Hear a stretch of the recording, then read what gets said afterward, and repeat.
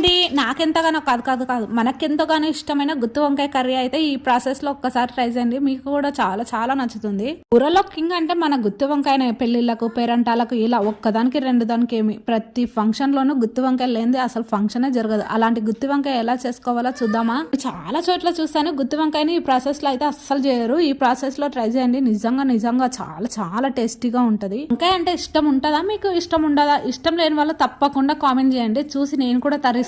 తినని వాళ్ళతోనే తినిపిస్తేనే కదా ఆ మజా వేరుండేది. మా ఆయన కూడా అస్సలు తినేవాడు కాదండి. నేను స్టార్టింగ్ లో వంకాయ అంటే పడి చచ్చిపోయేదాన్ని, కాకపోతే మా ఆయన తిన్నాడని దాన్ని మొత్తానికి అవాయిడ్ చేసి ఇంకా ఏం చేస్తాంలే ప్రాప్తం ఇంతవరకు అనుకుని అలా వదిలేసేదాన్ని. ఇప్పుడు సంతలకు వెళ్తున్నాను కదా, ఇంకా తెల్ల వంకాయలు చూస్తుంటే ప్రాణం లేసొచ్చేది. ఇంటికి వెళ్ళి ఒక్కసారి తినిపిద్దాం, తర్వాత చూద్దాం, తింటే తినని లేకుంటే నేను ఒక్కదాన్ని వండుకోవచ్చు అని మా ఆయనకు ఒక్కసారి తినిపించా. ఇప్పుడు సంతకు వెళ్ళి వచ్చిన తర్వాత వంకాయలు తెచ్చావా లేదా అనడం స్టార్ట్ చేశాడు.